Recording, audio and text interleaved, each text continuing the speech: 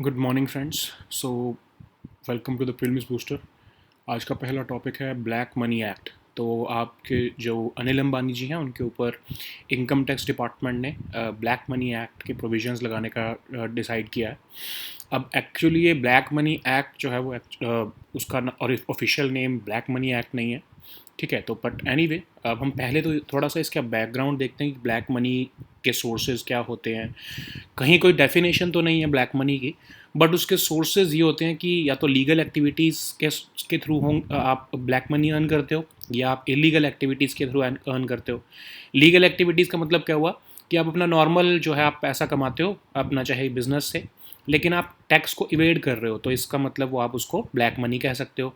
Illegal activities का मतलब होता है कि आप इलीगल काम करते हो, स्मगलिंग करते हो, फोर्जरी करते हो या कुछ करते हो, उससे जो आपने पैसा कमाया है वो आपकी ब्लैक मनी है, ठीक है। तो दो तरह की होती है, लीगल और इलीगल।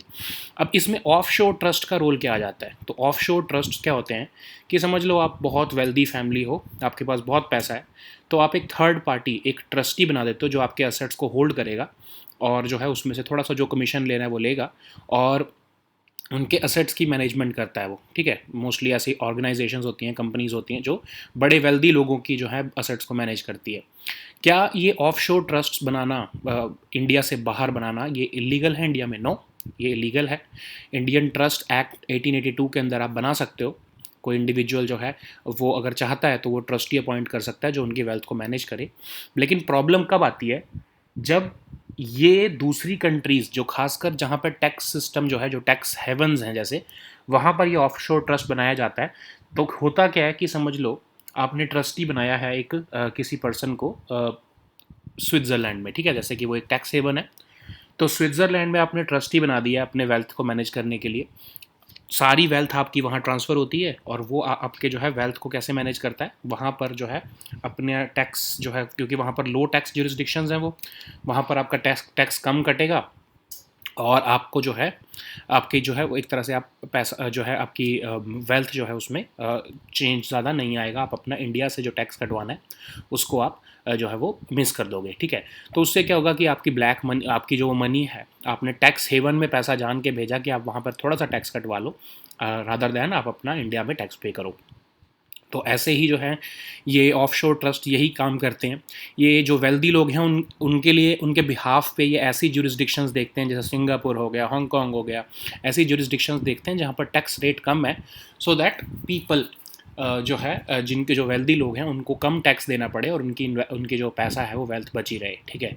अब टैक्स हेवन्स तो आपको पता ही है, ऐसी कंट्रीज़ जहाँ पर टैक्स जो है वो बहुत कम रेट पे होता है। तो जो सिटीजन्स हैं दूसरी कंट्रीज़ के, वो वहाँ पर जानबूझकर अपना टैक्स कटवा लेते हैं ताकि उनको अपनी कंट्री में टैक्स पे ना करना पड़े, इसीलिए वो वहाँ पर अपना वेल्थ को ट्रांसफ़र कर देते हैं। तो एनीवेज, अब हम देखते हैं ब्लैक मनी एक्ट क्या है। तो ब्लैक मनी एक्ट का ऑफिशियल नेम तो है undisclosed foreign income and assets, और या फिर यूएफआई एक्ट, ठीक है। सो अब इसमें गवर्नमेंट ने 2015 के टाइम पर जो है दो तीन बार रादर दिया, कंप्लायंस विंडो दी कि अगर आप अपने आपके पास ब्लैक मनी है तो आप रिवील करो, थोड़ा जो है आपका हम पेनल्टी लगाएंगे, अपना टैक्स आप पे करो, हम आपको छोड़ देंगे, उसके ऊपर आपके ऊपर कोई क्रिमिनल जो है वो केस नहीं होगा। अनडिस्क्लोज्ड इनकम जो है एसएससी अपनी बता सकता है, अगर वो बाहर भी उसने रखी है इंडिया से तो भी वो बता देता है, अगर तो उसको ऊपर टैक्स लगा के, उसके ऊपर पेनल्टी लगा के, उसकी इनकम जो है वो उस पर जो है वो ऑफकोर्स गवर्नमेंट रेवेन्यू कलेक्ट कर लेती, लेकिन उसको इम्यूनिटी मिल जाती कि उसके ऊपर उसकी वजह से जो है बाद में कोई क्रिमिनल केस नहीं होगा, ठीक है। अब यही इसके प्रोविजंस हैं, जैसे पहले दो तीन जो प्रोविजंस है उसके अंदर यही कंप्लायंस विंडो के बारे में डिस्कशन किया हुआ है। लेकिन अब हम स्टेज पे कौन सी आ चुके हैं, अब कंप्लायंस विंडो खत्म हो चुकी है। तो अब जो प्रोविजंस आ रहे हैं वो है कि 10 लाख तक की पेनल्टी जो है वो लगेगी, और 3 से 10 साल तक की जेल भी हो सकती है, रिगरस इम्प्रिजनमेंट हो सकती है अगर आपके पास ब्लैक मनी मिलती है तो इसको सारा एडमिनिस्टर कौन कर रहा है, इस पूरे एक्ट के प्रोविजंस को? आपका CBDT, central board of direct taxes जो है वो इसको एडमिनिस्ट्रिंग अथॉरिटी है, और वो इसके जो है प्रोविजंस को इम्प्लीमेंट कर रही है। नेक्स्ट टॉपिक है डार्क शिपिंग। तो एक satellite based vehicle monitoring system लगाने का प्लान किया गया था आफ्टर 26/11, लेकिन जो स्मॉल फिशिंग वेसल्स पे, लेकिन वो काम आज तक भी हो नहीं पाया है। तो ये डार्क शिपिंग जो है या इलीगल जो है फिशिंग जो है, ये क्यों न्यूज़ में चल रहा है? क्योंकि अभी रिसेंटली हमने Indo Pacific maritime domain awareness agreement भी देखा है, आपने साइन किया है क्वाड ने। तो अब जो है ये न्यूज़ में क्यों आया है, क्योंकि अब ये न्यूज़ में इसलिए आया है क्योंकि 26/11 हम, क्योंकि ये डार्क शिपिंग जो है इसके ऊपर एग्रीमेंट, इंटरनेशनल एग्रीमेंट्स चल रहे हैं, तो हमको डोमेस्टिक भी कुछ करना चाहिए।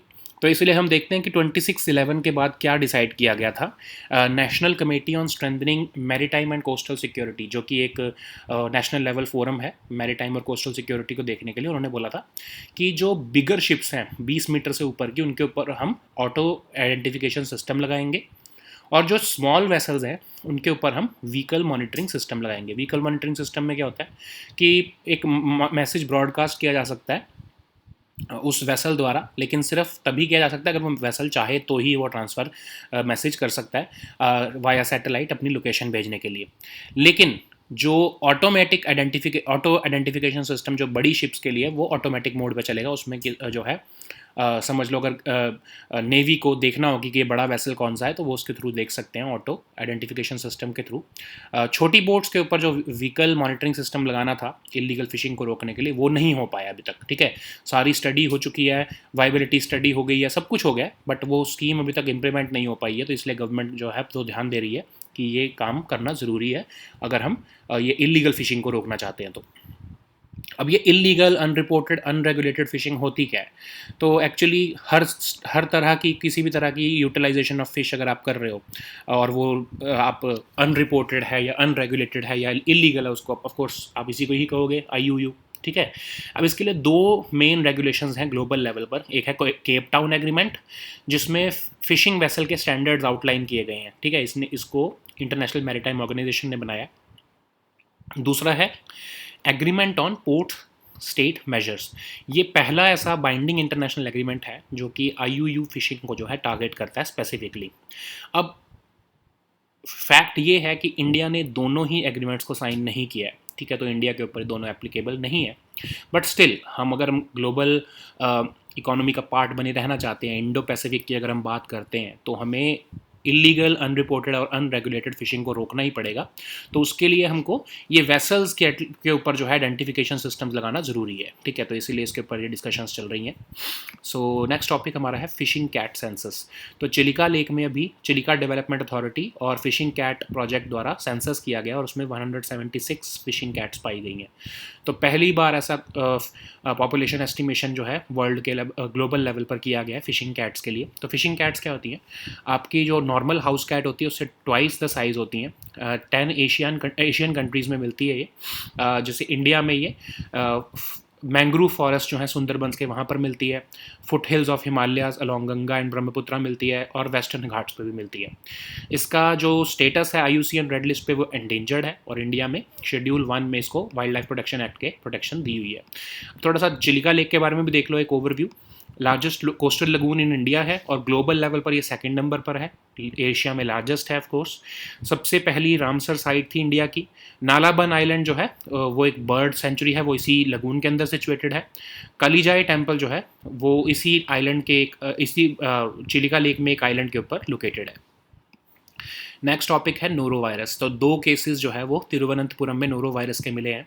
अब कहा जा रहा है हेल्थ डिपार्टमेंट द्वारा कि ये वॉमिटिंग, डायरिया और फीवर हो जाता है इससे, और बहुत ही कंटेजियस है। कंटेमिनेटेड फूड, वाटर और सर्फेसेस से ये ट्रांसमिट होता है।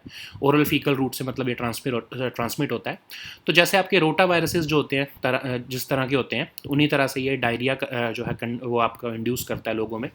तो इसकी इन्फेक्शन से जो है इंटेस्टाइन में इन्फ्लेमेशन हो जाता है, माल न्यूट्रिशन हो जाता है, और अगर बहुत ज़्यादा कोई वीक पर्सन है उसको ये हो जाए तो उसमें मॉर्बिडिटी भी हो सकती है। ठीक है, सो सिम्टम्स इसके क्या हैं? नोजिया फील करोगे आप, वॉमिटिंग होगी, डायरिया होगा, एब्डोमिनल पेन होगा, बॉडी एक होगा, और इन केस अगर लॉस ऑफ फ्लूइड हो जाता है तो डिहाइड्रेशन भी हो सकता है। ठीक है, कोई ट्रीटमेंट तो नहीं है, अपने आप ही ठीक होता है, 2-3 दिन लगते हैं बट अपने आप ही ठीक होता है। इसलिए कहा जाता है कि सफिशिएंट रेस्ट लिया जाए और हाइड्रेशन ठीक से रखी जाए। ठीक है, नेक्स्ट टॉपिक है सेंट कबीर। तो प्रेसिडेंट रामनाथ कोविंद जी जो हैं उन्होंने saint Kabir academy and research centre Swadesh Darshan योजना इनाग्रेट किया है मगहर में, ये उत्तर प्रदेश में। मगहर जो है वो कहा जाता है कि वो कबीर जी का वो प्लेस है जहाँ से वो मतलब उनका देहांत हुआ था, वो इस मॉर्टल वर्ल्ड को छोड़ के गए थे। तो भक्ति मूवमेंट और सेंट कबीर जी के बारे में थोड़ा सा लिंक देखते हैं। तो भक्ति मूवमेंट जो कि 7th सेंचुरी में शुरू हुई थी साउथ इंडिया में, वो 14th और 15th सेंचुरीज में जब नॉर्थ इंडिया में आई, तो ये बहुत सारे पोएट सेंट्स जो हैं वो पॉपुलर हुए उस टाइम पर। तो बेसिक उसमें जो मैसेज था वो था इमोशनल अटैचमेंट विद गॉड, ठीक है। तो अब उसी का आपको याद होगा क्वेश्चन आया था अभी सेंट रामानुजाचार्य के ऊपर, अभी जो है पीएम मोदी ने हैदराबाद में उनका एक स्टैचू जो है जब वो इनाग्रेट किया था, तो उसके ऊपर क्वेश्चन अभी प्रीलिम्स 2022 में आया है। तो उसमें भी हमने डिस्कस किया था कि भक्ति मूवमेंट के वो सेंट थे। तो अब क्वेश्चन डायरेक्टली ये नहीं आया भक्ति मूवमेंट के ऊपर, बट उसमें आया कि he believed in devotion to the god, ठीक है। तो उसका भक्ति मूवमेंट का बेसिक क्रक्स ही यही है। तो अगर आपको भक्ति मूवमेंट का क्रक्स पता है तो आप ऐसे इनडायरेक्ट क्वेश्चंस को भी अटेम्प्ट कर पाओगे, ठीक है। सो ऑफ कोर्स हमने वो डिस्कस किया था, बट जो हमने क्लेम किए हैं कि हमारे 32 क्वेश्चंस आए हैं, उसमें हमने उस क्वेश्चन को नहीं डाला क्योंकि वो डायरेक्टली हमने डिस्कस नहीं किया था। हमने उसको इनडायरेक्ट वे में डिस्कस किया था ऑफ कोर्स, बट डायरेक्टली आपको उसमें खुद का ब्रेन लगा के ये समझना था कि वो भक्ति मूवमेंट के अगर सेंट थे तो वो immense devotion to the god की बात कर रहे थे, ठीक है। So anyways let's go back to the topic. तो जो है ये आपके भक्ति मूवमेंट के टाइम पर वर्ण सिस्टम को अबॉलिश करने की बात की जाती थी।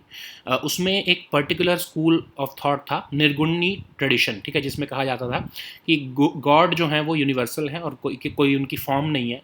तो वो बहुत फेमस हुई थी निर्गुणी ट्रेडिशन, और सेंट कबीर जो हैं वो उसी का ही पार्ट थे। और कहा जाता है उनकी लाइफ के बारे में कि वो बनारस में बॉर्न हुए थे, लोअर कास्ट को बिलोंग करते थे, और अपने जो भी उनके वर्सेस थे वो उसको ओरली ही जो है वो कंपोज करते थे, ठीक है। और कहा जाता था कि वो इलिटरेट भी थे। अब बहुत ही फेमस गुरु जो हैं आपके रामानंद जी, वो उनके जो आपके संत कबीर जी जो हैं वो उनके डिसाइपल थे। और कबीर की जो है लेगेसी के बारे में अगर हम बात करें तो वो इक्वालिटेरियनिज्म मतलब इक्वालिटी की बात करते थे। उनके फॉलोअर्स जो कबीर पंथी हैं वो भी इसी जो है मैसेज को लेकर आगे चल रहे हैं। और उनके जो है बीजक, जो कबीर के बीजक हैं, जो कि 17th सेंचुरी में, कबीर ने ऑफ कोर्स इसको जो है नहीं बनाया, जो कबीर जी के बीजक हैं, जो उनका होली स्क्रिप्चर है, वो कबीर पंथीस फॉलो करते हैं। कुछ वर्सेस हैं, कुछ सॉन्ग्स हैं कबीर जी के, वो गुरु ग्रंथ साहिब जो है उसमें भी जो है उनको अकोमोडेट किया गया है, ठीक है। सो नेक्स्ट टॉपिक हमारा है अग्नि 4 मिसाइल। तो अभी रिसेंटली इंडिया ने Agni 4 intermediate range ballistic missile test किया है एपीजे अब्दुल कलाम आइलैंड से।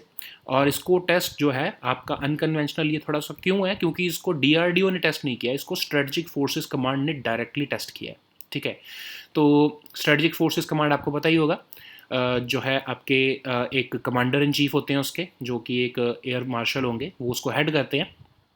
और वो आपका स्ट्रेटजिक फोर्सेस कमांड ही जो है वो ही एक्टिव होता है इन केस अगर इंडिया को न्यूक्लियर मिसाइल जो है वो अटैक करना हो तो, ठीक है। तो अग्नि 4 जो है उसका 4000 किलोमीटर का रेंज कहा जा रहा है। और फर्स्ट टाइम इसका टेस्ट दिसंबर 2010 में हुआ था, सेकेंड टाइम इसका टेस्ट नवंबर 2011 में हुआ था। और ये अग्नि सीरीज़ का एक जो है ही जो है एक कंटिन्यूएशन है, ठीक है। सो इसकी एक्यूरेसी कहा जा रहा है कि 100 मीटर के आसपास है। अगर हम 4000 किलोमीटर की रेंज का हम देखें कि अगर इसको 4000 किलोमीटर के ऊपर आपने अटैक किया तो 4000 किलोमीटर बाद ये लगभग 100 मीटर के हुए उस एरिया में जाके गिरेगा, ठीक है। सो बहुत ही अच्छी एक्यूरेसी है इसकी। सो नेक्स्ट टॉपिक देखते हैं टियांगोंग। तो 3 चाइनीज़ एस्ट्रोनॉट्स हैं, वो चाइना के टियांगोंग स्पेस स्टेशन पे गए हैं अभी रिसेंटली लॉन्ग मार्च 2F रॉकेट के थ्रू। टियांगोंग मिशन के बारे में देखें तो वो एक स्पेस स्टेशन है, चाइनीज़ मैन्ड स्पेस एजेंसी जो है उसने लॉन्च किया है, और लो अर्थ ऑर्बिट में रहेगा ये। इसके सारे जो मॉड्यूल्स हैं वो ऑफ कोर्स 2022 के एंड तक जो है वो ख़त्म हो जाएंगे, मतलब भेज दिए जाएंगे।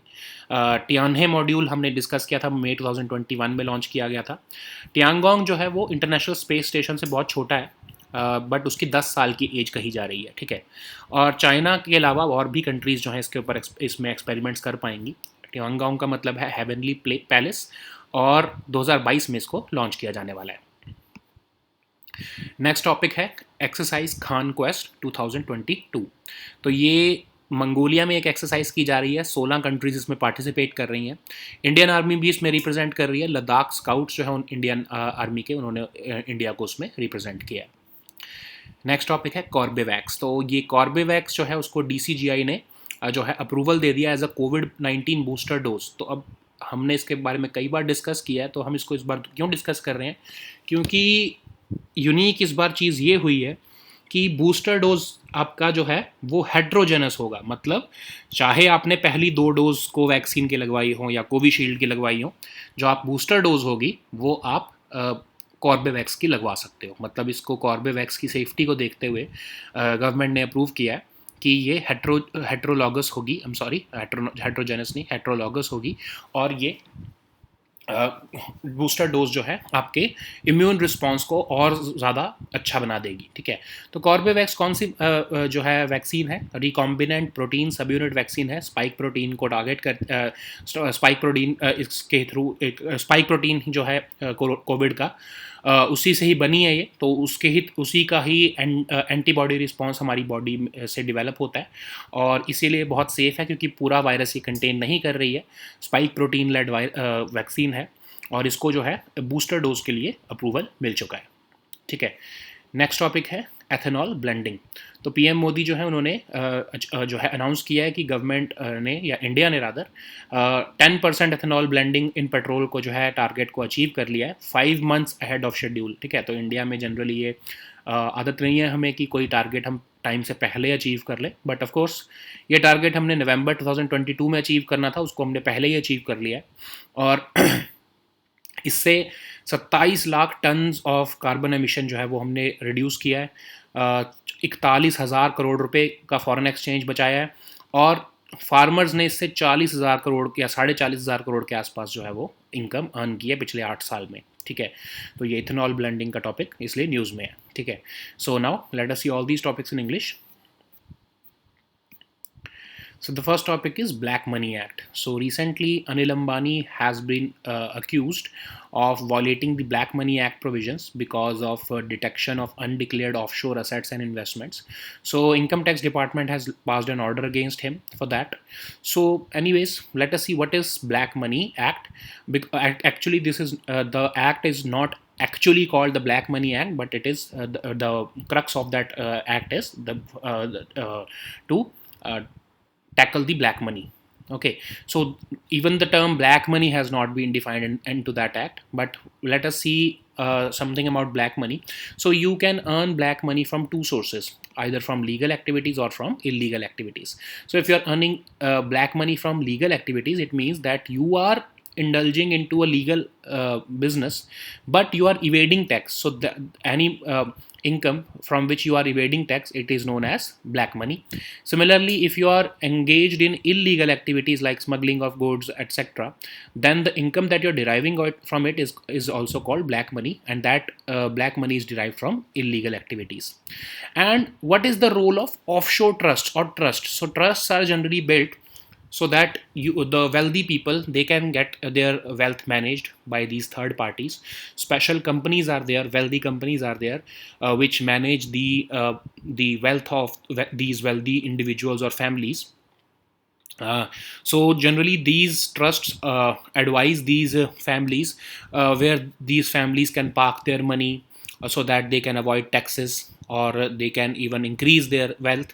So this is the role of these offshore trusts. So offshore here means that these trusts are located outside India. Are these offshore trusts legal in India? Yes, of course they are legal, as long as they are not participating in any illegal activity. You can set up a trust outside India. So under the Indian Trust Act, you can have this trust outside India also. But the problem arises when these offshore trusts start harming or these offshore trusts start engaging in illegal activities, or in this case we can call it black money. Okay, so what they do is actually they advise their wealthy families that these families should park their income in tax havens, like let's say Singapore, Hong Kong, Mauritius, so that they can avoid taxes in their own country and they can evade these taxes. And because of the privacy that is given by these tax havens, they can park their wealth in those countries. In that case, it becomes troublesome for these offshore trusts in India. Okay, so anyways, what is this Black Money Act that we are talking about? So actually the act's name is Undisclosed Foreign Income and Assets, or the UFIA Act. Okay, it became effective from 1st of July 2015. Initially, it provided a compliance window to the black money holder, that if they declare their source of black money, and if they declare that they have this amount of black money, they can get immunity from imprisonment or criminal cases by paying the tax, the due tax on it, on that income, and a certain form of penalty. But if they did not take benefit of this compliance window, then of course this the provisions, the penal provisions of this act would apply. So initial features of this act were, of course, talking about the compliance window, but because the compliance window is over now, so let us see what is the penalty or in case of not disclosing the income. So of course it would attract a penalty of 10 lakh under the new legislation. 3 years to 10 years imprisonment is also there, and all these provisions will be taken care by the CBDT, okay, because it is the administering authority. So the next topic is dark shipping. Okay, so in this case, of course, dark shipping is a very broad term, but in this case, we are discussing the illegal fishing or unrestricted fishing. So because you know that Indo-Pacific Maritime Domain Awareness Initiative was recently signed by the Quad Group at the Tokyo Summit.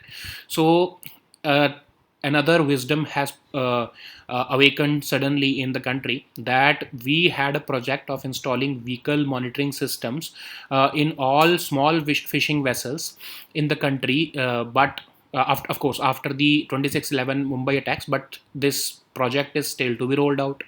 So it has been said that we are signing international agreements, but we have not even complied with our domestic provisions. So let us see what was the original idea. So the proposal after 26/11 attacks was given by the National Committee on Strengthening Maritime and Coastal Security, which is of course a national level forum, and it is a mechanism for maritime and coastal security. So it said that for bigger ships, which are of course 20 meters, these vessels which are above 20 meters, they would have to mandatorily install auto identification system. So auto identification system means that it would remain active throughout, and let's say if Indian Navy wants to see if this particular ship, what is the identity of this particular ship, then it can of course track it or see the identity of it, because it is auto identification system, it is working round the clock. But for smaller vessels, these vessels were to be installed with vehicle monitoring system, which works on the proprietary system. Proprietary system means that this data cannot be transferred to the Indian Navy unless, of course, the vessel wants to transmit it. Okay, so basically a transponder is installed, and it relays data through a satellite, and the Indian Navy is then identified with the is given the identity of this particular vessel. Okay, but of course it is important so that we can identify the owner or the identity of that vessel.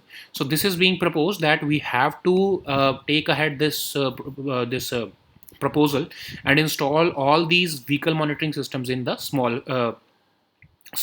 vessels to curb indiscriminate fishing or unregulated fishing. So what is this illegal, unreported or unregulated fishing?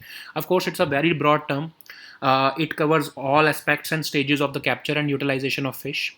And there are two main regulations which are globally dealing with this IUU fishing. So first is of course the Cape Town Agreement, which outlines the standards, the fishing vessel standards which have to be maintained, and it is adopted by the International Maritime Organization. And the second one is the Agreement on Ports State Measures. It is the first binding international agreement to specifically target IUU fishing, but India is signatory to neither of these agreements. Okay, even if we are not signatory to it, but as this illegal, unreported, and unregulated fishing has become such a big threat that it has recently overtaken sea piracy, to become the number one threat at maritime security. So it is important for us to at least mend our ways domestically. So that's why this topic was in news, that we have to install these systems, these VMS systems, in our small vessels. So anyways, let's see the next topic, which is fishing cat sensors. So at Chilika Lake, this Chilika Development Authority and Fishing Cat Project conducted a fishing cat census, and they found that there are 176 fishing cats in this Chilika Lake. These fishing cats are twice the size of a typical house cat. They are found in 10 Asian countries, and in India, they are found in the mangrove forests of the Sundarbans. Uh, and they are also found at the foothills of Himalayas along Ganga and Brahmaputra river valleys, and also at the Western Ghats. If we see it at the IUCN Red List, then it is endangered species. In India, it is protected under the Schedule 1 of the Indian Wildlife Protection Act. Okay, so what about the Chilika Lake? You already know that it is the largest coastal lagoon in India. It is also the second largest lagoon in the world, and it is the largest in Asia. And it was the first Ramsar site of India. It contains this Nalaban Island, which is a bird sanctuary, and there is also another island on which this Kalijai temple is located near the Chilika Lake. So the next topic is norovirus. So two cases of norovirus have been found in Thiruvananthapuram, and health department officials of the Kerala government have said that it causes vomiting, diarrhea, and fever, and it transmits through the oral fecal route. Okay, so what are the symptoms? It leads to nausea. The person infected suffers from abdominal pain, fever, headaches, body aches, etc. There is also loss of fluid in extreme cases, but there is no treatment. It is of course self limiting. It takes about 2 to 3 days to for the person to recover from it. So just sufficient rest and hydration is required for the person to recover from it. So the next topic is Saint Kabir. So President Ramnath Kovind has inaugurated Sant Kabir Academy and Research Center Swadesh Darshan Yojana, and he has inaugurated and paid tribute to Saint Kabir at Maghar, because Maghar is said to be the place where Kabir departed from the mortal world. And what is his link with Bhakti movement? So you know that Bhakti movement started in 7th century in South India, and it began to spread in across North India in 14th to 15th century. During that period, a lot of popular poets, saints emerged. All of them almost talked about abolishing the Varna system, and there was a particular sect that was talking about Nirguni tradition. Okay, so Nirguni tradition means God is universal, and it is formless. So Sant Kabir belonged to this Nirguni tradition. He was born in Banaras, and he belonged to a community of lower castes. He composed his verses orally, and he was assumed to be illiterate. So he was also a disciple of Ramanandji. So his message was of egalitarianism. The followers of Kabir are called Kabir Panthis. They follow this Bijak, which is their holy scripture. It is written in the it was written in the 17th of century, and even the verses and songs of Kabir form a vital part of Guru Granth Sahib Ji. So the next topic is Agni 4. So India has carried out this test of intermediate range ballistic missile Agni 4. It was carried out from APJ Abdul Kalam Island of Odisha, and it was conducted by Strategic Forces Command, of course, which is headed by the Commander in Chief, who belongs to the rank of Air Marshal.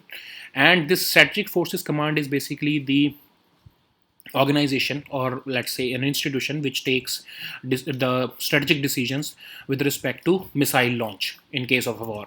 So this is unusual for Strategic Forces Command to get directly involved instead of DRDO for the launch of Agni 4. So basically we are giving a message that this Agni 4 is ready to be launched, and we are giving a message that's why Strategic Forces Command has come into this picture, and we are giving giving a message to China, because Chinese experts, some of the Chinese strategic experts were already doubting that Indian Agni missile systems were still in operational, is still in a development phase, and India is not ready to launch them. So that's why we have specifically used the services of Strategic Forces Command to launch this missile system. So it has a range of 4,000 kilometers. The first flight test took place in December 2010. Second one took place at November 2011, and it has an accuracy of less than 100 meters when we strike it at the range of 4,000 kilometers. So the next topic is Tiangong. So three Chinese astronauts have been launched to the Tiangong space station of China, and they have been launched from the Long March 2F rocket. And this Tiangong mission is a space station of China, and it is smaller than the ISS, and it has a life of about 10 years. It will not just host experiments from China but from other countries also. Its name is basically Heavenly Palace, and it is due to be completely launched in at the end of 2022. Three modules are there. You know that in May 2021, China launched the first module, Tianhe, and the third one will be launched by the end of 2022. So the next topic is Exercise Khan Quest 2022. So a multinational uh, peacekeeping exercise Khan Quest was recently conducted in Mongolia. It involved military contingents from 16 countries. Even India participated in it, and India was represented by the Ladakh Scouts of Indian Army. So the next topic is Corbevax. So DCGI has given approval to Hyderabad-based biological E company's Corbevax vaccine as a booster dose. So this is a heterologous vaccine. So why this is important? Because even if you have taken Covaxin or Covishield as first two doses, you would be allowed to take this Corbevax as the third dose.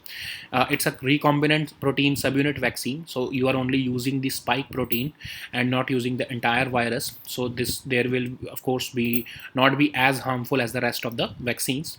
So it is because of it being very safe, and it is generating a very high immune response. That's why the government has given it a go ahead as the booster dose.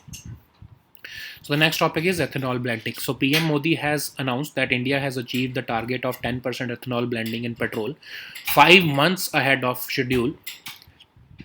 It has led to a reduction of 27 lakh tons of carbon emissions, and we saved about 41,000 crore rupees of foreign exchange. Farmers earned about 40,600 crores of income in the last 8 years due to this increase in ethanol blending. And India had to achieve this target in November 2022, but we achieved it 5 months ahead. So these were our topics for today. We'll meet next time with new topics. Until then, goodbye and take care.